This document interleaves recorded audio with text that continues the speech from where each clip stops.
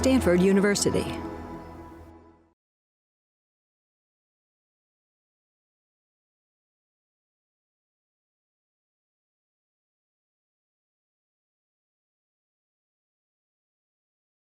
Welcome to Stanford Medicine's 11th Annual Contemplation by Design Summit. I'm Dr. Tia Rich, the founder and director of Contemplation by Design.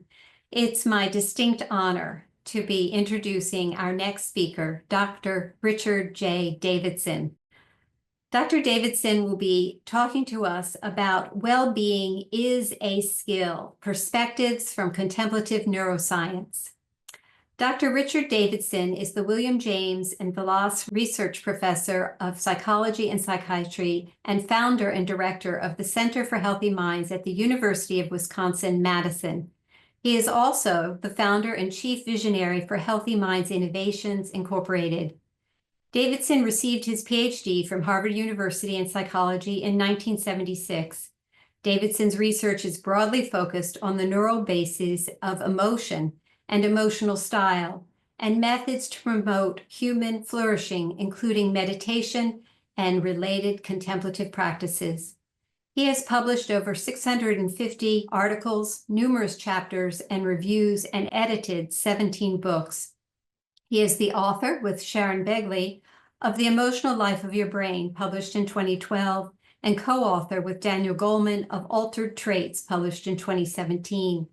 He was named one of the 100 most influential people in the world by Time magazine in 2006.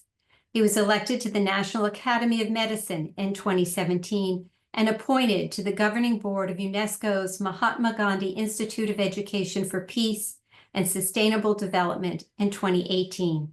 Davidson founded the nonprofit Healthy Minds Innovations, which translates science into tools to cultivate and measure well-being.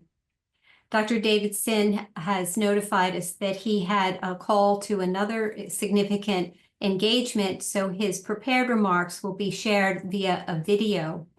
He will then join us live for the Q&A.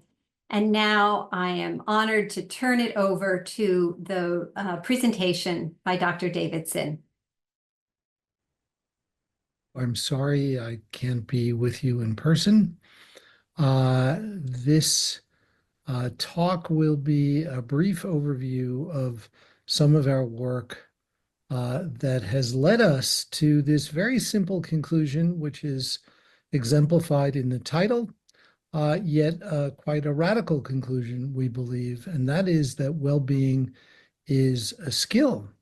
It's best regarded as a skill that, in fact, can be trained, can be cultivated through practice.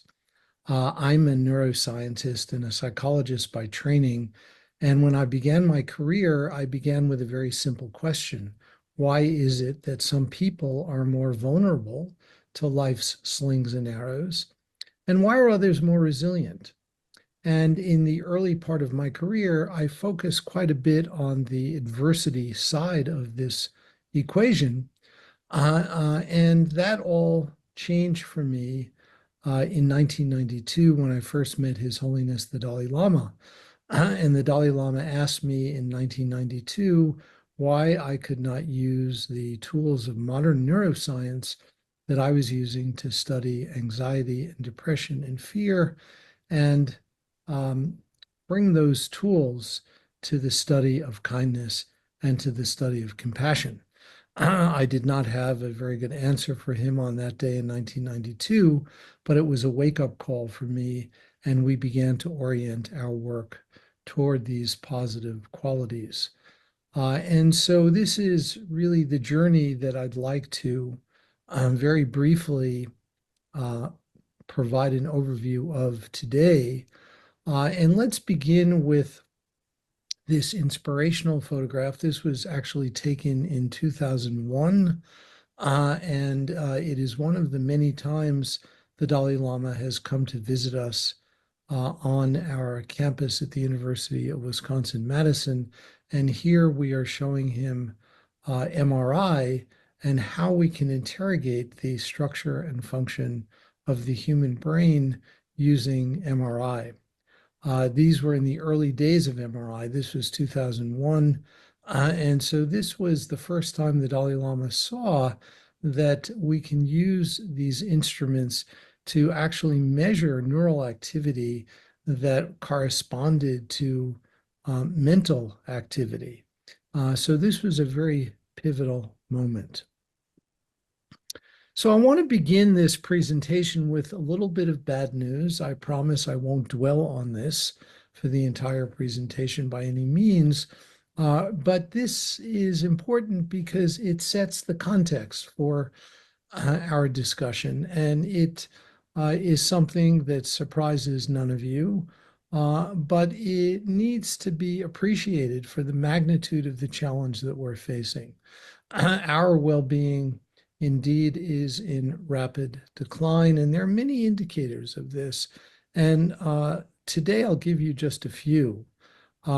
Each year, the World Happiness Report is released under the auspices of the United Nations, and it ranks countries on a dimension of happiness or well-being, countries throughout the world. And in addition to a yearly ranking of countries, it also presents data on trends over time. How has happiness and well-being shifted over time? And I'd like to show you data on changes in happiness over a 10-year period from roughly 2010 to 2021, 23. And these are countries ranked in order in which they've shifted in happiness, with the countries ranked at the top increasing in their happiness, and then as we get lower and lower, countries that decrease in their average level of happiness. And I want to show you where the United States falls in this. So we have here countries going from 1 to 34, 35 to 66, 67 to 97. And then finally, we have here the United States at 120 out of roughly, I think there are 150 countries or 30 countries that were ranked. So this is very close to the bottom, and it's showing that the average level of happiness in the United States has gone down quite dramatically over the course of this 10-year period. Another indicator was noted in the report by our Surgeon General, Vivek Murthy. The Surgeon General has been really a visionary in underscoring the health risks of ill-being, in this case, loneliness and social isolation. This was a health advisory that he issued in 2023, the first time a United States Surgeon General ever issued a health advisory around loneliness. And I want to share with you a few of the data points that were in this report.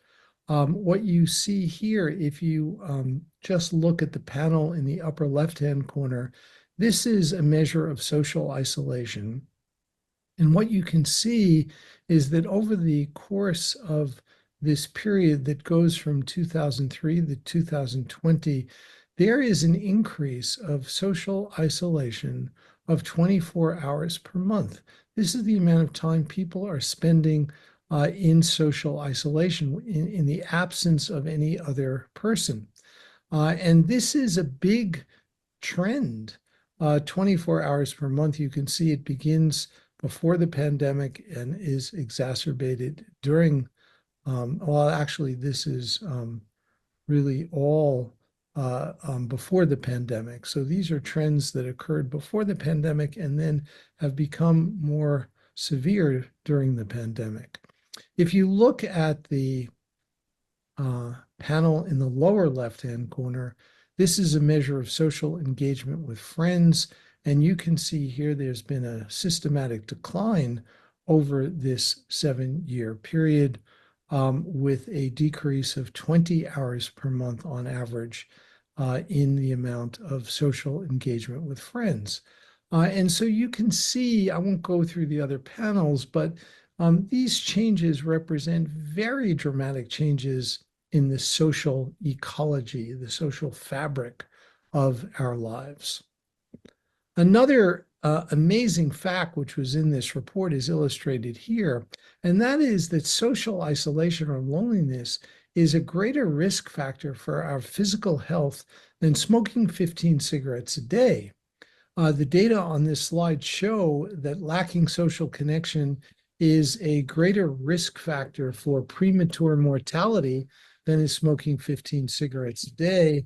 And lacking social connection is more than twofold a risk factor for premature mortality than is obesity.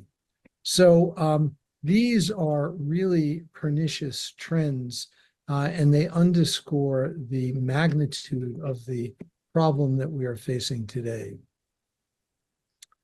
The Surgeon General, just a few weeks after he issued the report on loneliness, issued another report on youth mental health and social media. And this report underscores the problem that we have with youth exposure to social media and the impact that it's having on their well-being. If you look at the bars in the on the right, these bars are depicting comorbid anxiety or comorbid internalizing and externalizing problems in adolescence as a function of the time spent on social media per day. And the bar all the way on the right is for kids who are spending 6 or more hours of time each day on social media. And you can see that there's greater than 20% risk factor. That is more than 1 in 5 of kids who consume this much social media are showing significant psychiatric problems.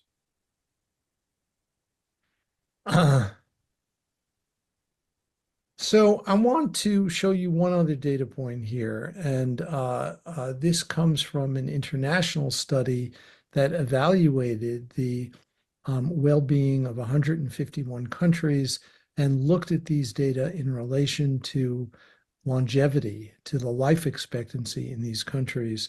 And what you can see here is that countries in whom citizens are reporting high levels of well-being, those citizens are living longer. So if you look at the data points in the upper right-hand quadrant of this scatter plot, you'll see countries where people are reporting high levels of well-being and they're living longer. If you look at the lower left-hand quadrant, you'll see countries where people are reporting low levels of well-being and have much shorter life expectancies. And the difference in life expectancy between the countries with the lowest level of well-being and the highest level of well-being is really high. These differences exceed 20 years of life expectancy. And so these are not small statistical differences, but they're really enormous differences that matter. So I want to introduce you to someone who some of you may recognize. This is a friend of mine, Tom Insel. He was the director of the National Institute of Mental Health for 13 years. I had the honor of serving on the Board of Scientific Counselors at NIMH during the time that Tom was the director. And he retired from that position a number of years ago. And just a couple of years ago, he was interviewed about his time as director. And I want to read you a quote from this interview. He said, "I spent 13 years at NIMH really pushing on the neuroscience and genetics of mental disorders. And when I look back on that, I realized that while I succeeded at getting lots of really cool papers published by cool scientists at fairly large costs, I think $20 billion, I don't think we moved the needle in reducing suicide, reducing hospitalizations, improving recovery for the tens of millions of people who have mental illness. I hold myself accountable for that." This is quite a statement from someone who was at the forefront of biological psychiatry. Tom was a skeptic of behavioral interventions that might be used to change brain circuits. but he has since become much more of a believer. And in fact, a few years ago, he and I were speaking together at the World Economic Forum on the benefits of mindfulness and the promise of these methods in reducing human suffering. So this all leads to the next section of this presentation, and that is around this idea that well-being is a skill that can be learned. And one of the important insights is that the very same mechanisms, and I apologize, this slide has a screwy format, the very same mechanisms that encode suffering, that include neuroplasticity and epigenetics, are the same mechanisms that can be used to cultivate well-being and resilience. And so what contributes to resilience and flourishing? We've articulated 4 key pillars in this paper that was published a few years ago on the plasticity of well-being. And most of the remainder of this presentation will provide an overview of this framework, and I'll share with you some evidence in each of these 4 key pillars. So what are these pillars? The first we call awareness. Awareness is about being present. It includes the skills of mindfulness, attention, self-awareness. It also includes meta-awareness, the capacity to know what our minds are doing. The second pillar we call connection. Connection is about feeling connected to others and to one's sense of place and to nature. It includes skills that are important for healthy social relationships, skills like appreciation and kindness and compassion. And we know, for example, from the Surgeon General's report, how significant connection is for our overall level of well-being. The third pillar we call insight. Insight is about getting curious. It's about self-knowledge.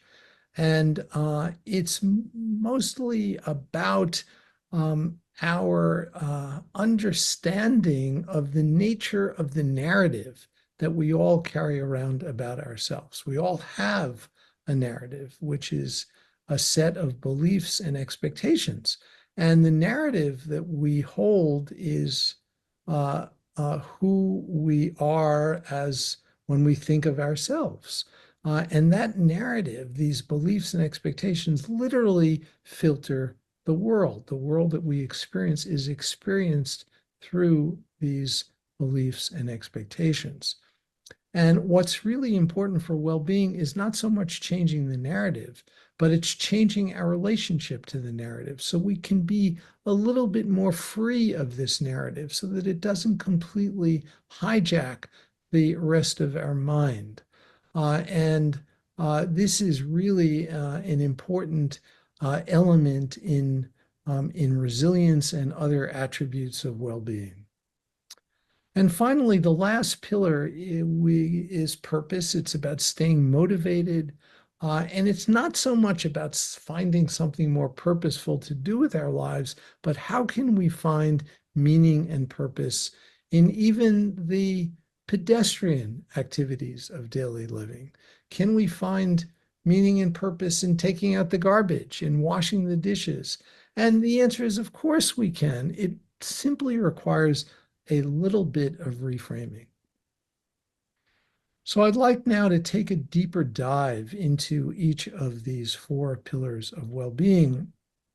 The first being awareness, and I'm sure many of you recognize William James, one of my heroes in psychology.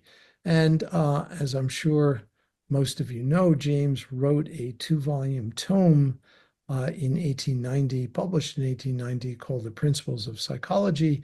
And in this tome, he has a whole chapter on attention. And I'd like to read to you a passage from this chapter. James said, "The faculty of voluntarily bringing back a wandering attention over and over again is the very root of judgment, character, and will. No one is compos sui if he have it not. An education which should improve this faculty would be the education par excellence. But it is easier to define this ideal than to give practical directions for bringing it about.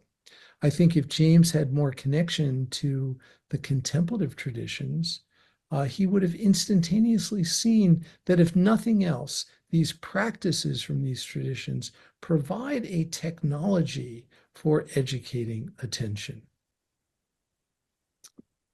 So how can we study this? Well, one of the ways that we've studied this is by bringing into the laboratory people who we might consider to be attentional athletes who've spent years training their mind and who at least report that their minds are relatively undistracted and they have a great capacity to focus.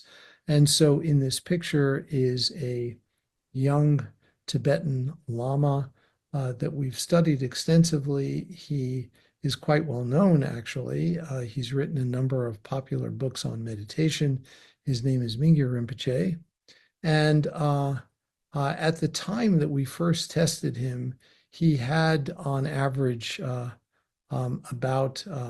had not on average, he had based on a structured interview that we do with the practitioners, he had 62,000 hours of formal practice. You guys can go do the arithmetic at home, but I can assure you 62,000 hours is a very big number.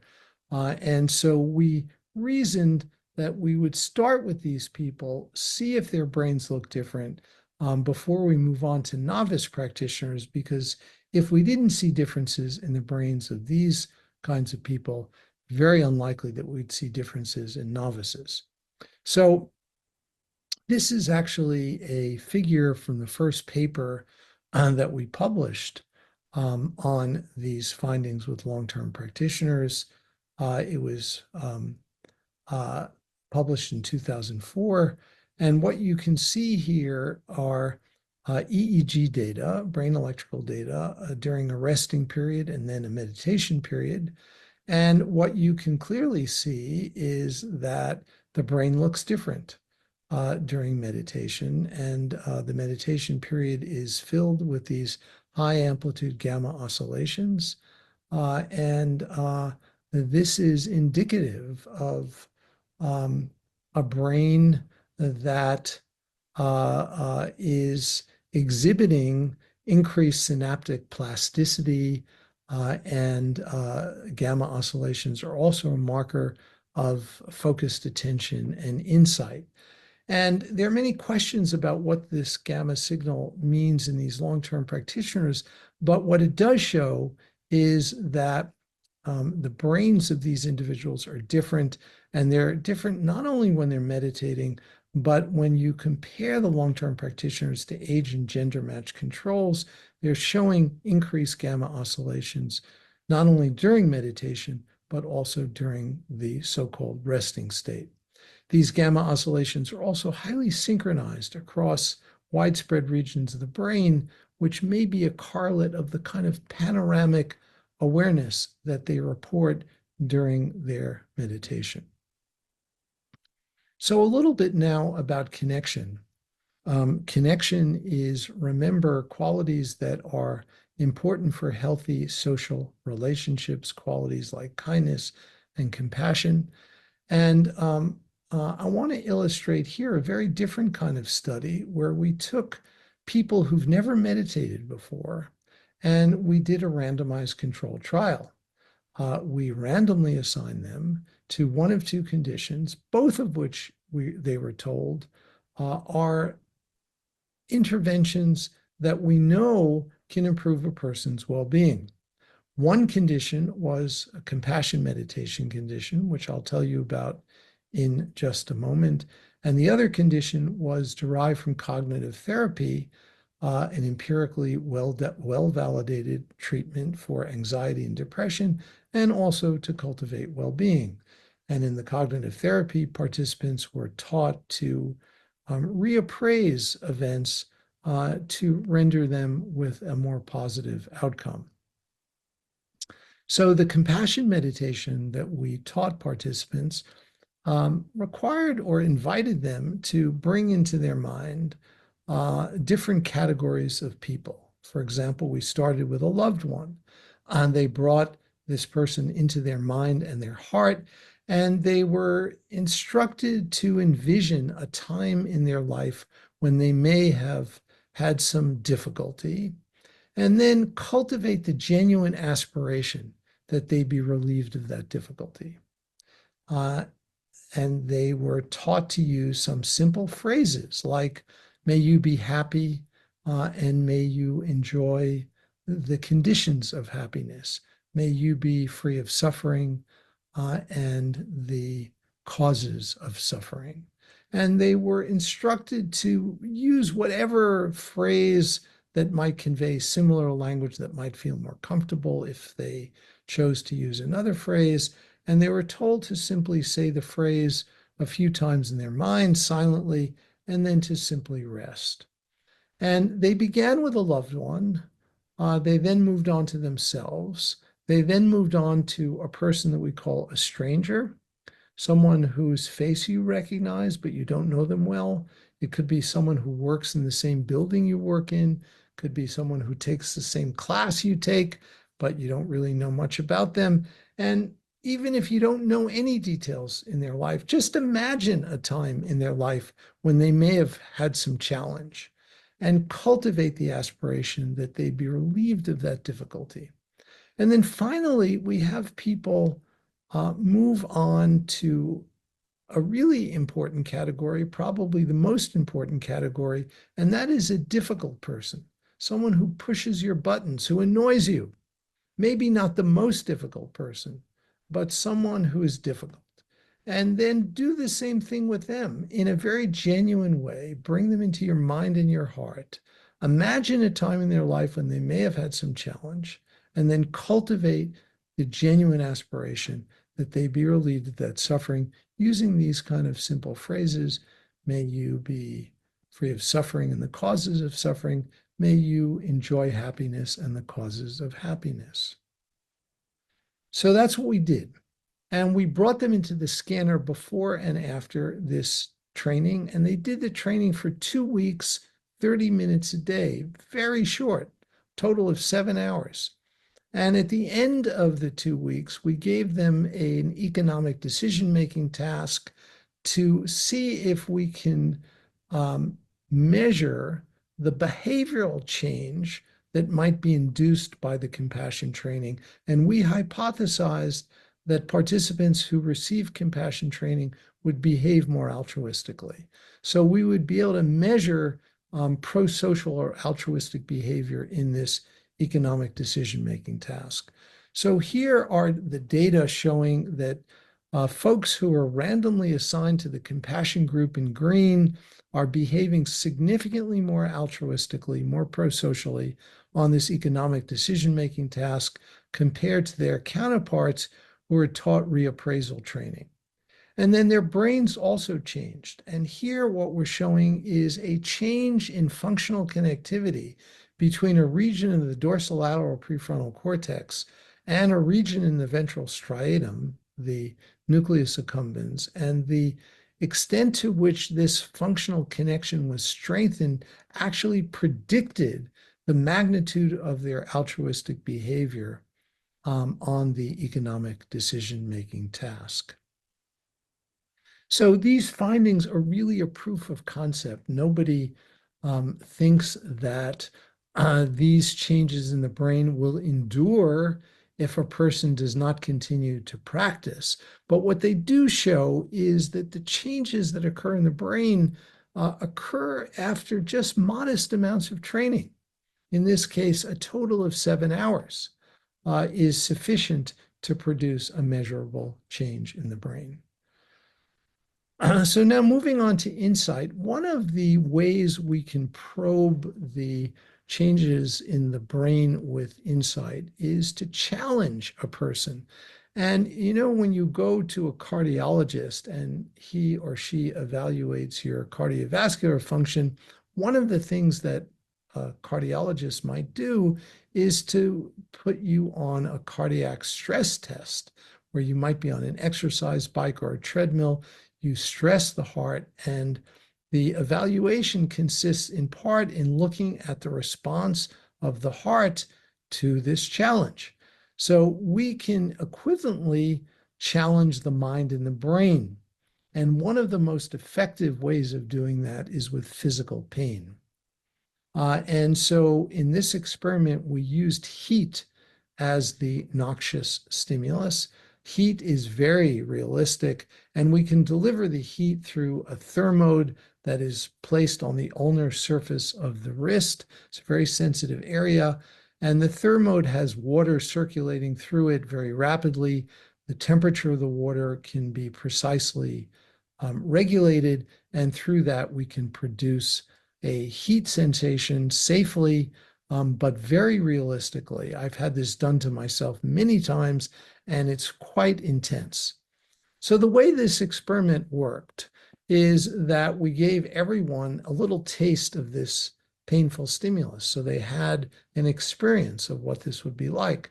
They then were brought into the scanner, and it was a very simple study where we gave them a signal, a tone, to denote that in 10 seconds, they're going to get zapped with this very painful stimulus. And then the stimulus came on, and then there was a recovery period. That was basically, those are the core elements of the experiment. And we were specifically looking in the brain at what neuroscientists have called the pain matrix, or the pain network. It's a cluster of regions that we know is responsive to this kind of physical pain. So let's look at a schematic of the findings. So let's begin with non-meditators. They come into the lab. They were measuring the pain network, and they first hear the tone. And when they hear the tone, we're looking, remember, in the pain network in the brain. And as soon as they hear the beep, the brain activates in pain-sensitive regions, even though no painful stimulus was delivered. The only thing that occurred is a tone, an auditory signal that was paired with the presence of a subsequently presented thermal stimulus that was painful. So they begin to activate, the painful stimulus comes on, they continue to activate, and then they have a very slow recovery. Let's look at what the long-term meditators show. So they come in, they hear the tone, nothing. There is no significant activation in any region of the pain network, none. When they experience the heat, then there's a big response. And in fact, in certain regions of the brain, for example, somatosensory cortex, the meditators show a significantly larger response than the controls. But they come right back down to baseline once the painful stimulus ends. This is, we believe, the neural signature of resilience. Now, finally, let me talk a little bit about purpose. Purpose clearly gets under the skin and affects our biology in ways that are beginning to be documented and understood. And there is a whole cottage industry of studies now that show that having a strong sense of purpose is one of the most important psychological predictors of longevity in older people. So I want to give you an example of the kind of study that's been done now on many different occasions. This is a study comparing people who are in the 90th percentile and having a really strong sense of purpose to those in the 10th percentile having a very weak sense of purpose. And it's looking on the y-axis at their hazard ratio of dying. So it's a metric that is reflecting their likelihood of dying over this longitudinal period of 5 years, where these individuals are all matched on their medical history at the outset and then followed longitudinally. And what you can see is that people who are in the 10th percentile, the lowest decile of having a low sense of purpose in the solid line, those people are sadly dying sooner than their counterparts who are in the 90th percentile having a strong sense of purpose. Okay, now in the few remaining minutes, I want to just share a little bit about a passion of ours these days that is about the scaling of well-being. We've developed a curriculum called the Healthy Minds Program to train each of these four key pillars of well-being: awareness, connection, insight, and purpose. And we've put them into the form of an app called the Healthy Minds Program, and it's available wherever you get apps. It's completely free. And it's the only app of its kind that's actually evidence-based. We've published already 2 randomized controlled trials of the efficacy of using the app. We have several others in the works. The New York Times Wirecutter has named it as one of the 3 best meditation apps for the last 3 years in a row. You can learn more about it by going to tryhealthyminds.org. So I want to just share with you a couple of data points that come from randomized controlled trials. The one on the left is with a sample of 343 adults. The one on the right comes from a sample of 662 adults who are educators, public school educators, that was done during COVID. And WL stands for weightless control. HMP stands for the Healthy Minds Program. And what you see displayed on the ordinate is a measure of psychological distress that represents the combination of symptoms of depression, anxiety, and perceived stress. And what you can see, particularly from the panel on the right, is that you see a very rapid decline on these measures of distress when participants start using the Healthy Minds Program. You see a significant difference even after the first week.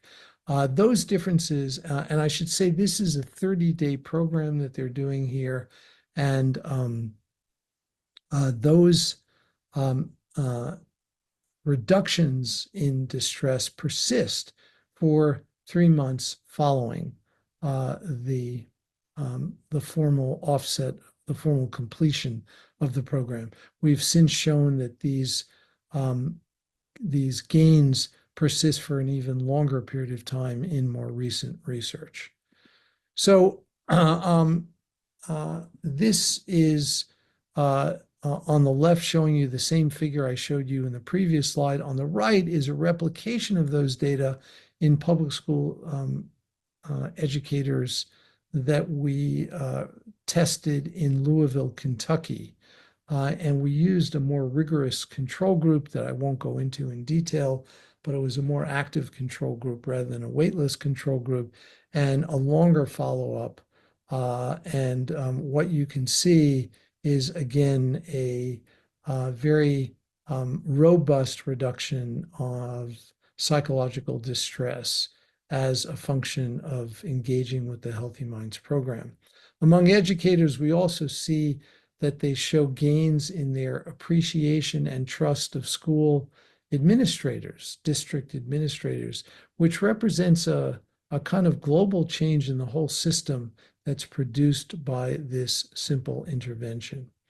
And then I want to show you one other data point. This comes from a study we did pre-COVID, where we took teachers in training who are in their last semester of ed school, and we gave them well-being training and then followed them up during COVID. And what we found is that teachers in training who are randomly assigned to this well-being training were 6 times more likely to still be teaching during COVID compared to their randomly assigned counterparts who received a professional development seminar in its place. And we did a cost-benefit analysis, and for every dollar that would be spent on programming, just from the retention data alone, there'd be a $3.34 return on that investment. And so these data really indicate that short amounts of practice can really make a difference. And I should say that on average, the educators were spending 5 minutes a day engaged with this program and doing it for 30 days. So really extremely low dose, and yet the findings are quite dramatic. So I want to end by underscoring that this is an urgent public health need. I often remind folks that when human beings first evolved on this planet, none of us were brushing our teeth. Yet I'm sure every one of you brushes your teeth for a few minutes a day. And the data show that if we spent even as short a time each day as we spend brushing our teeth, nourishing our mind, this world would really be a different place. So we call on all of you to nourish your mind and through that change the world. Please join us in this really movement together. And I want to end by reading one of my favorite quotes from the Dalai Lama from a book of his that was on the bestseller list for some time called The Art of Happiness.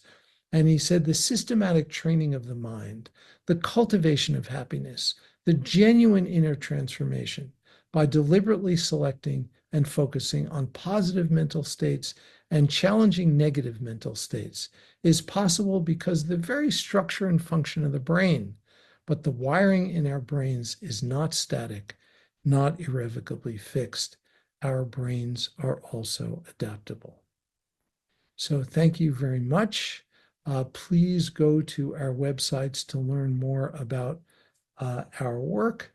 And thank you all so much for your attention. And I think I will be with you live to answer questions.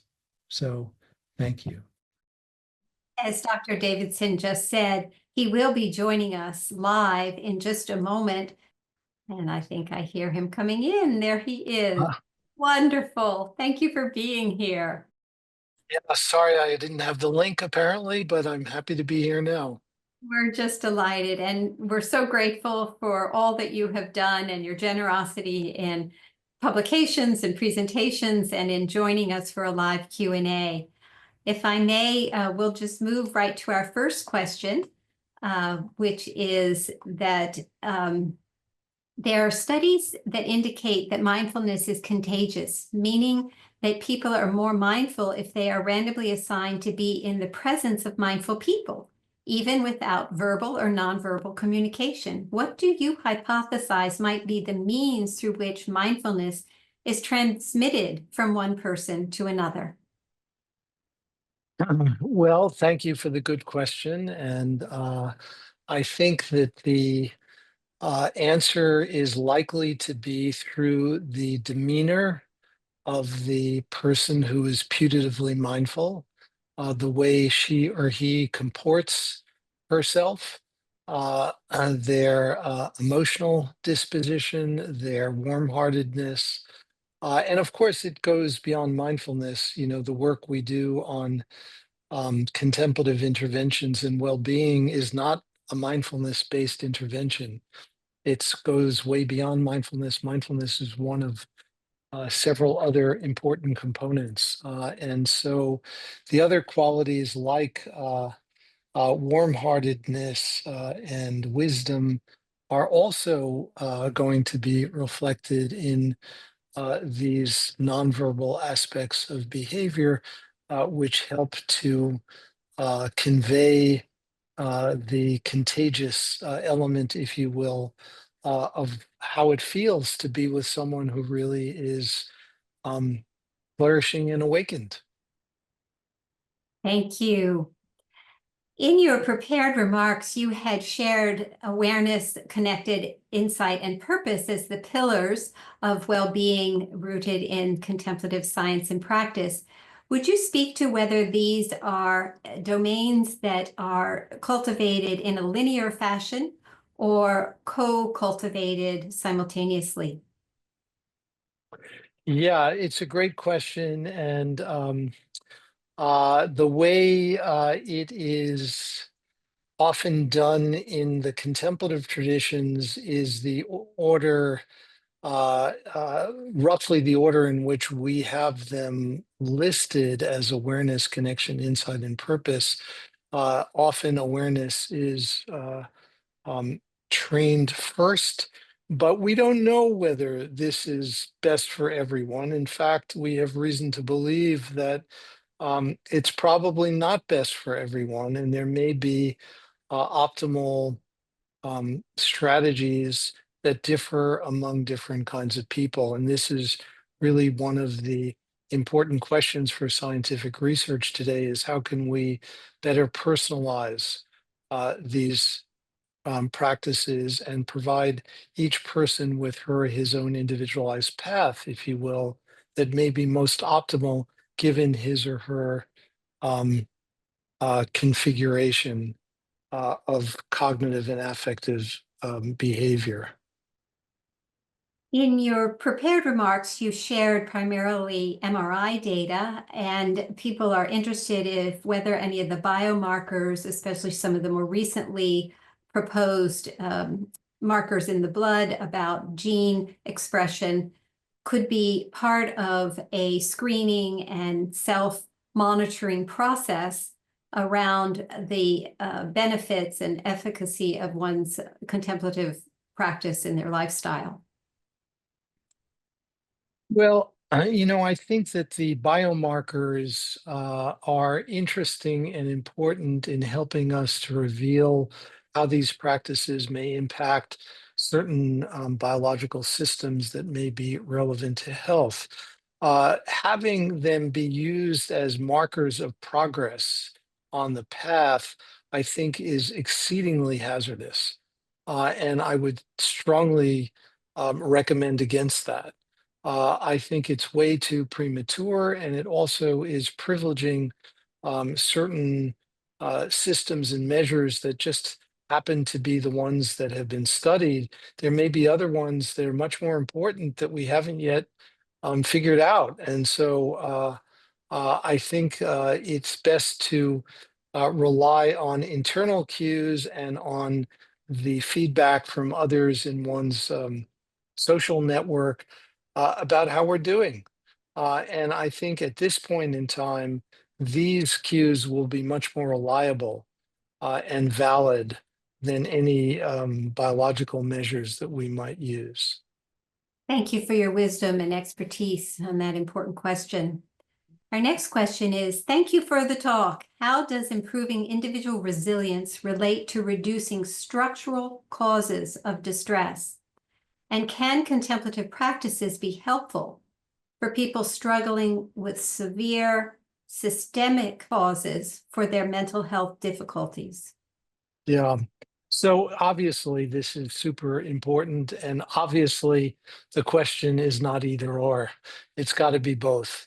And so we've never suggested that approaching systemic change on an individual level is the right way to, I mean, is that's a viable approach. I think most of us would agree that there are major systemic problems that are contributing to many causes of suffering in the world today. And those systemic problems clearly need to be addressed at the systemic level.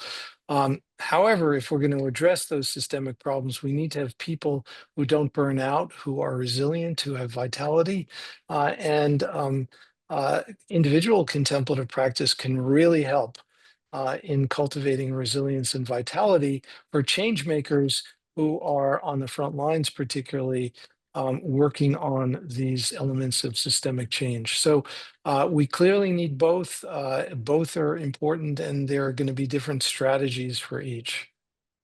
Thank you. In your prepared talk, you highlighted the work of Lutz on the neurosignature of resilience and the example of physical pain through heat. And has there been comparable research looking at exposure to psychological pain to stimuli from current events, words stated, or atrocities conducted, and how people with a contemplative practice may have a similar or not similar response to what you showed in the work and related to the heat stimulation. Yeah, that's a great question. And I would say, to just sort of cut to the chase, that the just aggregating across the various studies that have been done in this area, I would say that the answer is that the pattern in response to psychological stimuli, um, and to the physical challenge of heat-induced pain, is very similar. And so the kind of pattern that we see in response to heat is going to be similar to the kind of pattern a person shows in response to a psychological challenge. Thank you. So that's why the phrase neurosignature is so overarching and clarifying. Thank you. Our next question pivots to a specific domain. The individual writes, Dr. Davidson, I'm a huge fan. Thank you for making time today. Your research on tukdom, for those who are not familiar with that term, it's Tukdam.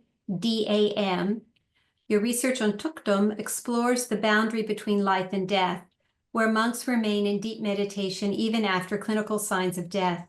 Given the challenges of bridging Western scientific approaches with Buddhist views on consciousness, what insights have emerged from your work so far? How do you envision this research impacting not only our understanding of death, but also our practices around end-of-life care and preparation for death as part of how we experience well-being during life? Yeah, wow. Lots of questions there. Thank you for asking them. And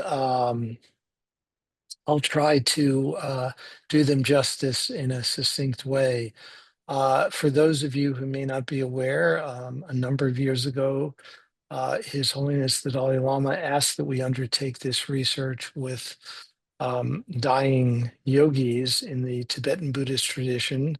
Uh, Accomplished practitioners will often go into a state called tukdam at the time of death, which is a liminal state, if you will.